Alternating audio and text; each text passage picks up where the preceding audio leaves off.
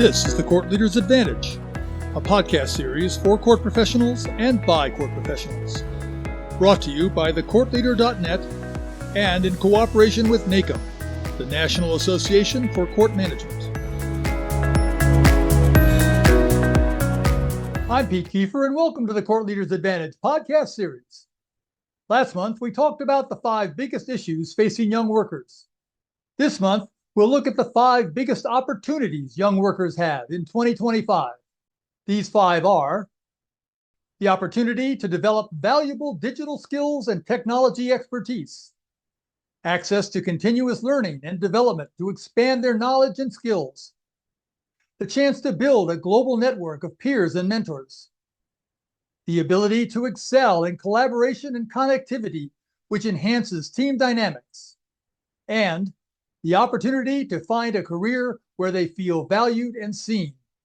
Our moderator today is Erika Schmid, Supervisor for the Multnomah County Circuit Court in Portland, Oregon.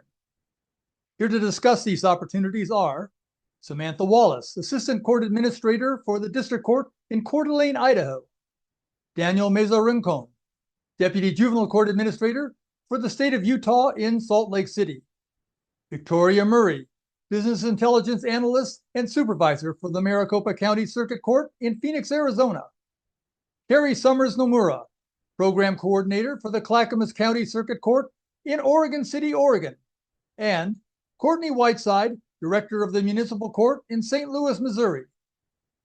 So let's join Erika as we discuss the 5 biggest opportunities young workers have today. So to get us started, we're going to talk about digital skills and technological expertise. So Samantha, with the rapid evolution of technology, young workers have the opportunity to develop valuable digital skills. As people who have grown up in the digital age, have only ever had an iPad in front of them, they are very prone to it. So proficiency in areas like data analysis, artificial intelligence, coding, and cybersecurity can really set them apart in the job market. The demand for tech-savvy professionals continues to grow across the industries, especially as our courthouses are advancing in technology. I know we just moved into a new courthouse that has brand new technology, and I feel like we're part AV now. So how are you utilizing technology in your courthouse that is enticing your young workers? So the focus on this current fiscal year at the Idaho Supreme Court has been actually on cybersecurity. Idaho is doing its best to recognize that it's a vital and important part of court security, while also being at the mercy of the legislators for our budget. I mean, we were never really technologically advanced to begin with, so it is quite difficult to try and play catch up sometimes. That's just the reality of public sector work, unfortunately. But we are, everyone across Idaho, all court employees are switching to M365 across the state. The clerks and all court employees are given laptops instead of desktop.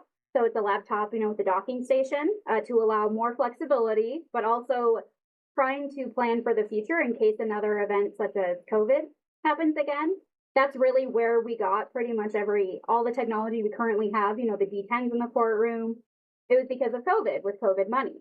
In a broader sense, so I know I sort of blamed technology in my response to the issue of work-life balance, but the younger generation's grasp and knowledge of technology is such an asset.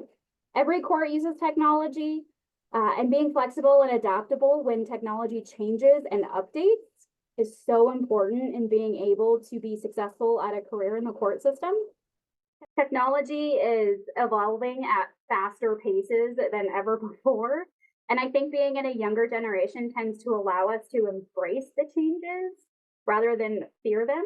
Idaho switched to a paperless case management system in 2018, and I remember that the panic that gripped a lot of employees who were comfortable with the old, outdated system. If I had $1 for every time I have heard the phrase, "If it ain't broke, don't fix it," I could probably buy, a modestly comfortable office chair here. That is not to say, the Gen X and boomers are not inherently adept at technology. That's not what I'm trying to say. But I do think that growing up with technology allows a person to have a better ability to understand and learn it. It's said that growing up, learning another language makes it infinitely easier to learn. And technology is essentially another language that you need to be familiar with. Again, I think experiencing the rapid evolution of technology from a young age makes us more comfortable with change and therefore less resistant to it. And it really gives us such an advantage in the workplace. No, absolutely agree. And I had kind of a mixed experience when we switched from carbon copy forms to digital forms, and we also moved to a new courthouse where we upgraded all of our technology systems. I thought it was going to be a difficult process for, like, say, clerks who had been around for several years, but the one clerk who was like, I am never using a digital form, all of a sudden he is using exclusively digital forms because he found it easier. But I'm also finding in onboarding new clerks who are fresh out of law school, when we're training on the courtroom technology and going over Zoom or WebEx, they're just like, no, I already know this. So that advance of them coming into a job already knowing most of the technology has definitely elevated them. But anybody else, what other technology are you guys utilizing in your courtrooms? I'd like to say we actually at our court have a whole department for data integrity and analytics. So we are all day looking at all of the data that's going into our case management system and have reports that let us know if there's things that are wrong or errors. And it really has been refreshing to see everybody embrace this case management system and to embrace being online and the importance of data, because we really do use it to inform a lot of decisions, especially about programs or new things that we want to try out. So we've really adapted a data culture here, and everybody, we do have one judge, I think, who still uses a typewriter, but they still know that at least their staff have to know how to use the system. So we're all very technologically advanced. We were the test case for Microsoft, I believe, for Court Connect. So that's how we do everything online, all the court virtual hearings.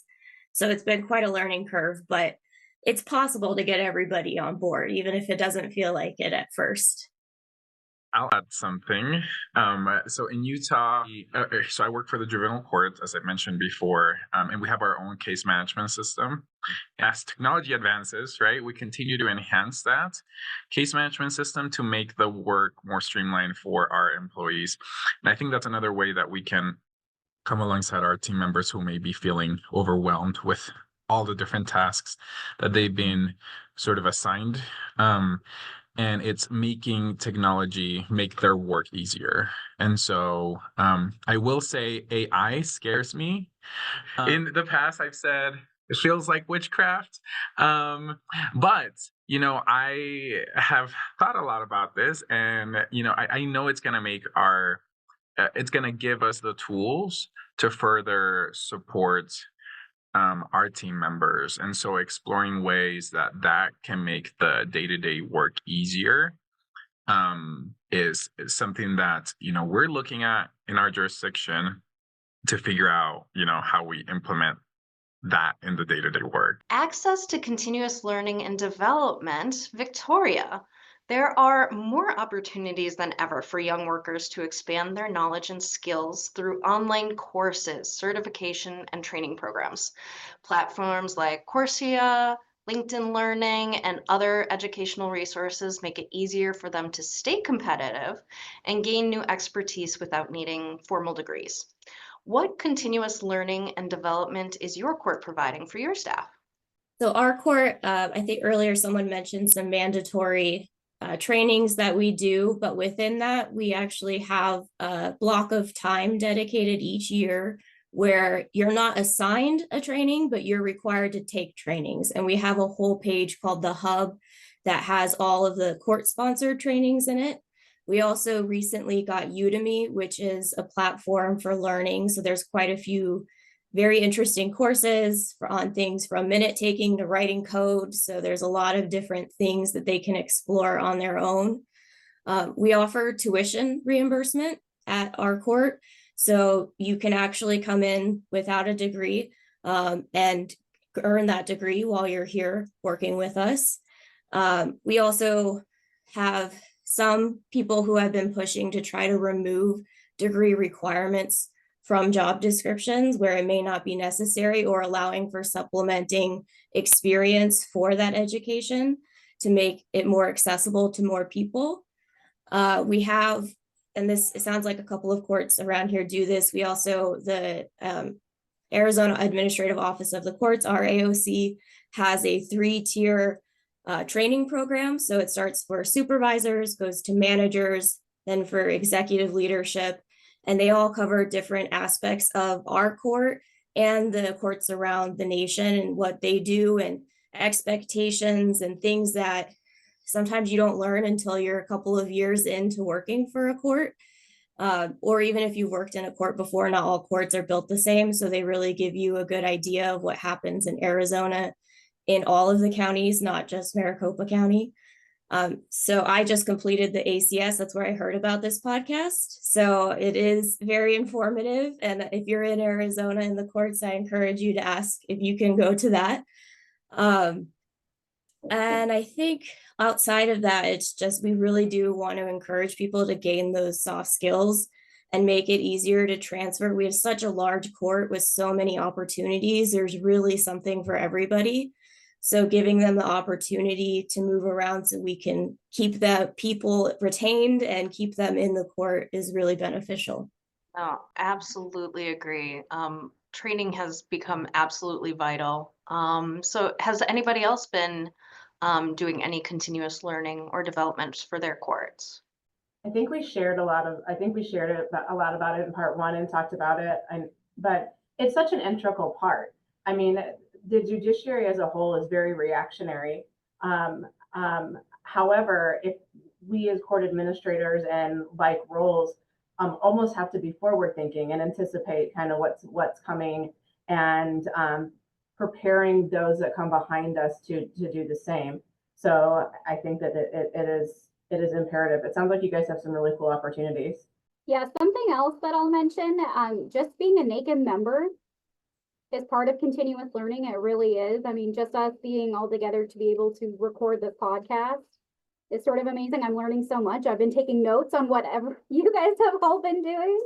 And I mean, being able to go to the conferences, even if you can't make it in person, you know, they have the virtual sessions. And I mean, I already mentioned the CCM program, the Certified Court Management program with NCSC. Then you can go on to get your Certified Court Executive program. And I'm assuming most courts would pay for you to do those. So hopefully. So global connectivity and networking. Courtney, with the world more interconnected than ever, young workers have the opportunity to build global networks and collaborate with diverse professionals across industries and even countries. Social media, online communities, and professional platforms enable them to connect with mentors, peers, and leaders from literally around the world. So this broadens their professional horizons, which is amazing. So how is your courthouse connecting to social media to be more in tune with young workers? Yeah, I mean, people all around the world are really at just your fingertips, whether it is through texting or through some type of social media or here or a webinar. I remember going to a NACM conference and there were representatives there from Dubai, and I just thought I had absolutely arrived because I was at a conference with judges from Dubai. And I made it a point just to call home and be like, what are you doing, Mom? She'd be like, oh, I'm doing whatever. And I'm like, I'm just sitting across from some judges from Dubai. No big deal. And I think that it really is so exciting that there is so much global activity and connectivity that you can share and learn different cultures, different aspects, different ways of application of the law. I mean, I think social media is huge. Our court in particular does not have its own social media, but we do partner with St. Louis County, and we collaborate with their public information officers and communications teams to put things out on our behalf. It's important. It's important that the public knows what's going on. I think it's really important that we recognize our strengths in each other in our respective courts and departments. And my webpage would be very boring and it would read like a lecture. So I will put something together and be like, hey, younger professional, how do you feel about this? Partnering through professional organizations for people all across the area. St. Louis County is a very large geographic area, but we do have like 80 municipal courts locally. So, you can network that close to home, but then it's also interesting to talk to municipal courts or other limited jurisdiction courts in the tribal arena, or, hey, court administrator in Vegas, how are you guys handling X? What's going on in King County? So I think those are good. I think that the opportunities that we provide are imperative for laying that path of those bricks on the path of an individual to be able to connect with other people and hopefully learn how great of a court we are and that they want to stay for forever and ever. But NACM is a huge part of that. And I think that one of the most exciting things for me when I first started NACM was the International Association for Court Administration. I'm like, what? There's somebody over in Scotland that is doing like, this is so cool. Like, when do we get to have a conference over there? So I think that opportunity is always there. And if somebody sends something out specifically only for our membership, I share it with our clerks. My deputy director, the court's deputy director, I should say, she a NACM member, and she will be coming to mid-year with me. And I think that is great. And it's neat to see those connections being made because a lot of people don't understand that those are even possibilities. So just exposing people to what is out there and the networking. If I do guest lecturing somewhere at a college or university here, I will say, does anybody want to come with me, and experience that and get to network with different people coming and going to different municipality events or summits, or so just giving an opportunity for exposure and encouraging those relationships that, quite frankly, they're way better at than I am. Yeah, I completely agree. You only ever usually think of your own courthouse, maybe the counties next to you. But when we think of the broader horizons beyond even just our state, it really opens things up. Is anybody else having social media or connectivity networking stuff at their courthouse? We don't necessarily have any social media going on, but part of my job is doing networking. And beyond just the court community partners, like I've really been trying to, like, we're in the middle of a big move. So we have a new courthouse that's being built, and in May, hopefully, fingers crossed, knock on wood, we will all be moving in. But it's a new neighborhood. It's up the hill from us. And so I've been reaching out to the local schools because what's happened is when I do like job fairs and things like that, I'm really noticing that most people don't come to our table because they're like, I don't have a JD. I'm not going into law school. And it's like, no. There's all the operational jobs too. So I feel like that's a really important piece in the networking part from a recruitment standpoint, is that we really need to dispel the myth that you need to, be going to law school or be a law school graduate to work in the courts. All right, so collaboration and connectivity. Daniel, raised in an era of being in constant contact, you are always available on your phone. I know we talked about this at our last one, of always being connected on our phones. Young workers bring this dynamic to the workforce as well. Gen Z especially show that they excel in team dynamic and demonstrate a high level of multitasking. Millennials, on the other hand, tend to show that they want to simply be left alone and prefer solitary work. These are stereotypes, of course. This is not the standard.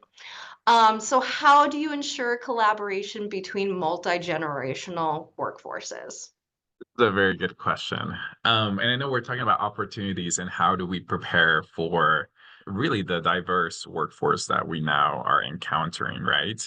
One thing that I just thought about, we really need to equip ourselves, our leaders, people in leadership positions to know how to navigate conversations with all of our team members, of different generations. And I don't know about you all, but sometimes in leadership positions, we are put in a place of mediating a lot.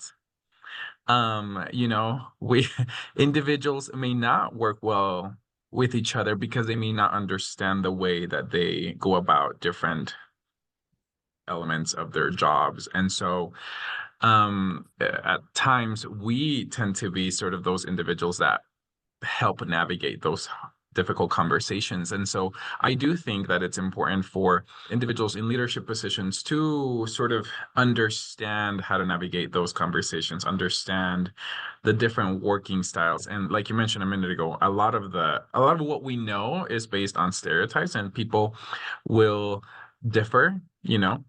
We may have two 25-year-olds and they will be completely different, and that is okay. And so I think that it's important for us to have a culture that establishes relationships, that encourages team building, because a lot of the times these sort of differences are resolved when we start working with one another and we see each other as humans.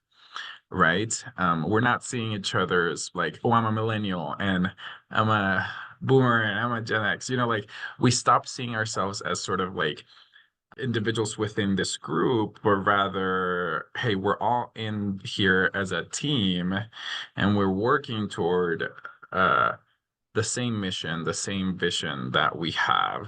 So, how do we ensure collaboration? Number one, I think we need to be mindful of building a team culture. Just making sure that even in the communications that we have with our teams every day, we focus and emphasize and stress the common purpose that we have as a team. Because if we have that, then I think that will foster better working relationships. One thing that we do in Utah is we have a ton of committees. We have committees to create committees. Sometimes we joke about that. But, I've grown to love sort of that structure because most of the times, and I get to be a part of many of those work groups and committees, we have a very diverse group of individuals that join. And I think it gives a voice and a space for individuals from different generations to sort of come together and collaborate, right? And again, there's always that common purpose. It's like, we're here to achieve this. How do we get here from here? And it's awesome because then we get perspectives from all the different individuals, our parts, and we learn from one another. So all to say is just providing spaces where we can foster those conversations and collaborations. As leaders, sort of emphasize and stress sort of that team mentality, always bringing it back to that common mission. And I would say also getting to know our teams. And, if I know that somebody will excel working by themselves, then provide opportunities for that. We're all so different, right? And as long as we all know that we're part of one team working toward the same mission, I think we should provide spaces for that. That is a beautiful outlook on collaboration and teamwork. I love that so much. So anybody else, how are you guys ensuring collaboration in your courtrooms and courthouses and workforce? I must confess, when I read this, the first thing I thought was, oh my God, icebreaker games. That is for me, like I am a Gen Xer, right? And I guess I by the stereotype, I'm odd because I enjoy people, right? But as soon as we walk into like a classroom or some type of training, like, hey, we're gonna play an icebreaker game, I'm immediately like, oh, no, miss me with the icebreaker games. And some people just love that, think it's great. And it's like, oh, find somebody that has the same birth month as you. And I'm like, why do I ever need to know this other person's birth month, right? Like no. And I assure you, if I want to know her name, I will go up, and introduce myself and be like, oh, hey, I don't like the icebreaker games, but I can go and I would prefer a lecture. like just like lecture me on the some things. But that is very different, and sometimes that makes it very difficult to collaborate, because even when I prepare a presentation or do a guest lecture, I have to like really kind of make sure that I'm aware of like the group of people that I'm talking to, the subject matter. And I don't talk to a room or lecture to a group of court administrators the same way that I do a 100 level college course, right? Whatever works. So I thought that was a really good point that Daniel made of like that whole concept of meeting people where they are and where they think their strengths can be best used. I think that speaks volumes. So thanks for that, sir. Yes, those were such good answers. I would just say, I think it's such a simple concept, and you both kind of touched on it, but just finding common ground. That's the easiest way to connect with someone, is to find something in common. And that can be a work thing, oh, I prefer Form B versus Form A, or, working from 7 to 4 or what have you. Or it can be, I love Friends, or I love pizza, anything. I mean, as simple as that sounds, I think that can be the easiest and fastest way to foster those connections. Well, and it's also, I mean, I think, we could also, a challenge and also an opportunity. I mean, if I'm being forced to work at some type of group project, right? Like we better make sure that as a leader, you're aware of who your people are, because I'm not, don't put somebody that's a Manchester City fan on my Manchester United loving soccer team. Like, don't do that. We are not going to find middle ground there. So I think that it's just really interesting, but that the middle ground that is there is that we both would share a love of soccer. They just unfortunately have terrible taste. So, but I think that middle ground it is a relatively easy concept. So last but not least, in our opportunities for young workers, feeling valued and feeling seen. So Carrie, one of the top aspects that young workers look for in a job is to feel valued. Looking back on the topics we discussed in the 5 biggest issues for young workers this time, how do we ensure work-life balance, job security, mental health and well-being, and DEI and career growth for young workers to ensure they feel valued and seen? So how do we utilize the 5 biggest issues, our biggest opportunities, bring it all together, and how do we show individual recognition by ensuring our issues become our opportunities? No pressure, Well, Carrie. yeah, I know. I don't know if It's I a have big all question, the I understand. answers, because again, I told you guys where we're at. So, I would say, in my experience, that it really does begin with positive and reassuring onboarding. And as elementary as that sounds, I have seen a dramatic difference in taking the time to onboard someone, making sure that they thoroughly understand the responsibilities of their position, providing frequent support. When we have, I'm sure all of you probably have experienced too, through the summer, we onboarded, I think, 6 new clerks. So it was just like this revolving door of clerks. And I really injected myself into that. I'm one of our recruiters and really sort of was the secondary hand, of really checking in with folks and making sure that everyone, understood their expectations, understood their training plan, felt supported. And those folks are doing really well. Not to say that is the reason, but I do think that having that connection outside their supervisor is really important, just having some kind of lifeline.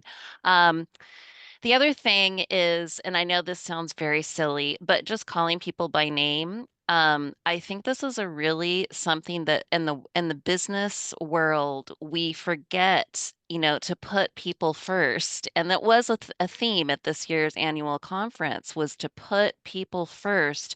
And that means putting our staff first too. So when you're walking down the hall and, how's it going? Good morning, Mary. Wait and listen to what her response is.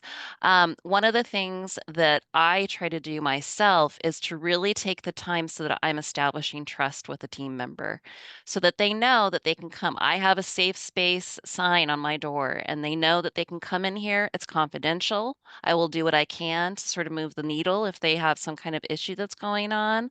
And I'll tell them what I can't do either.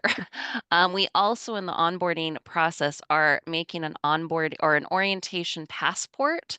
We used to give them, checklist, which, at some point, I think I looked at all the checklists and went, my God, as a new person, this must be really overwhelming. We need to stop doing this.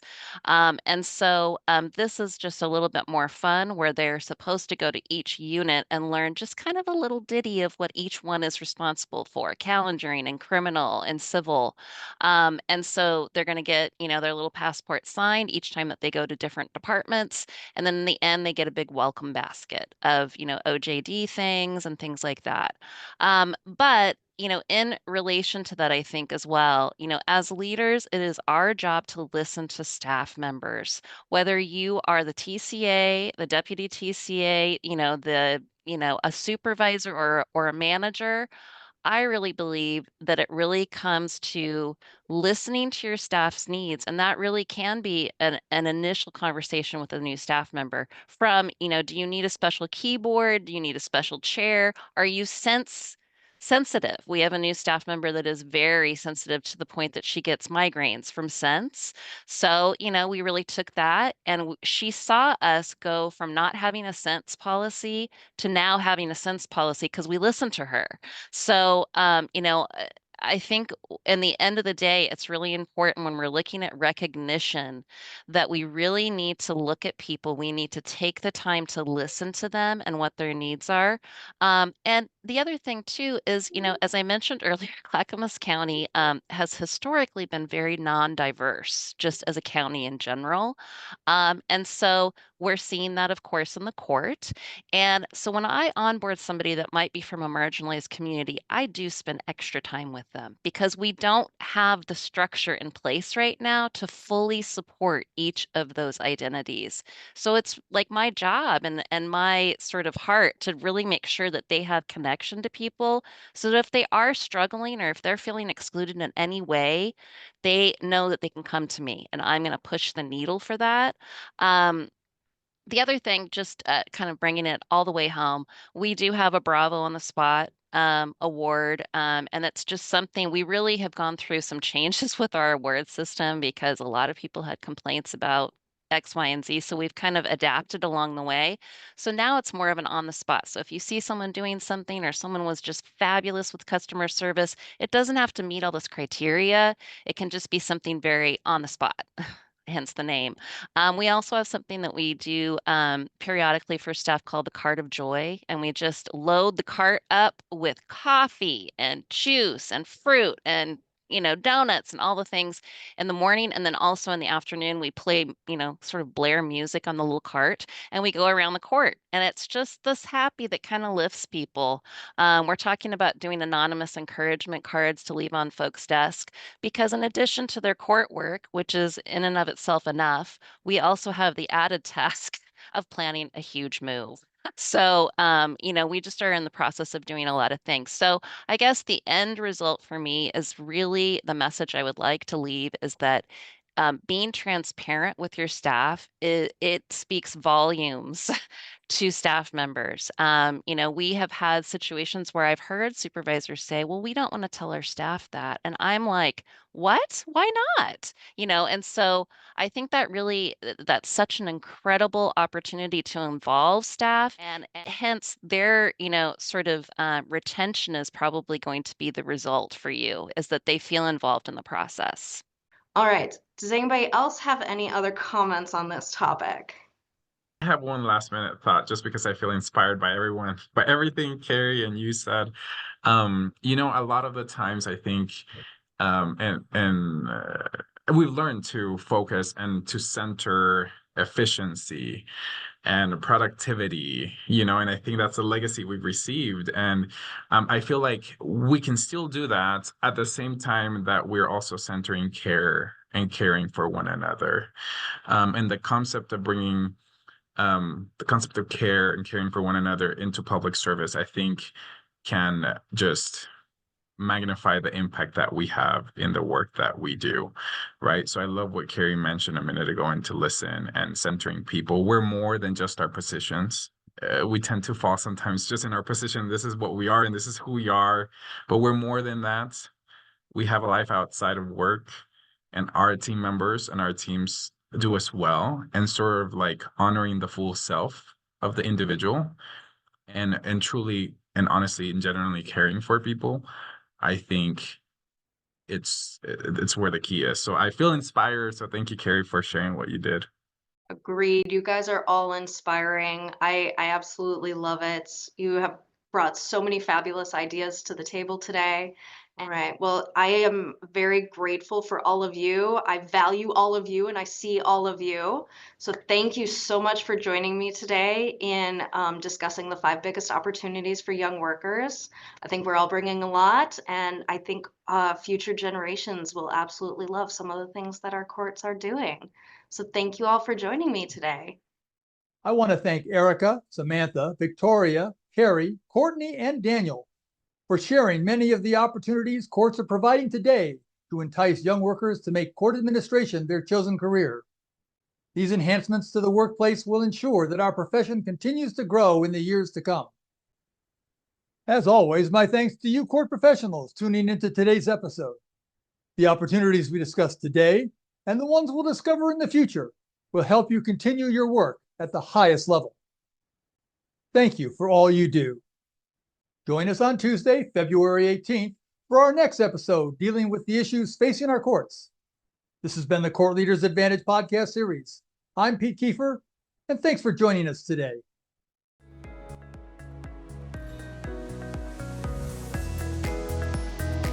Thanks for joining us today. The Court Leaders Advantage is a regular podcast series on courts and court administration. Today's episode will be available on our website, on the Court Leader website, on YouTube, Facebook, iTunes, LinkedIn, and on X, formerly known as Twitter. Become part of the conversation. If you have questions, comments, or ideas for future episodes, email us. Our address is podcasts@nacomnet.org. Did you hear an interesting comment by one of the panelists that you would like to listen to again, but you don't want to search the entire episode to find it? The additional resources section of the webpage has a question time marker sheet. Find the discussion question on the sheet, and next to it is the time that question was asked. You can quickly fast forward to that time and listen to the panelists' comments. Remember, if you don't have time to watch an episode, you can always listen to the audio version. Listen in your car or on the bus on your way to or from work. You never have to miss an episode. I'm Pete Kiefer, and on behalf of our guests, the Court Leader website, and the National Association for Court Management, thank you, and have a great day. The views, information, and opinions expressed during this episode are solely those of the host and the individual presenters. They do not necessarily represent the position of the National Association for Court Management.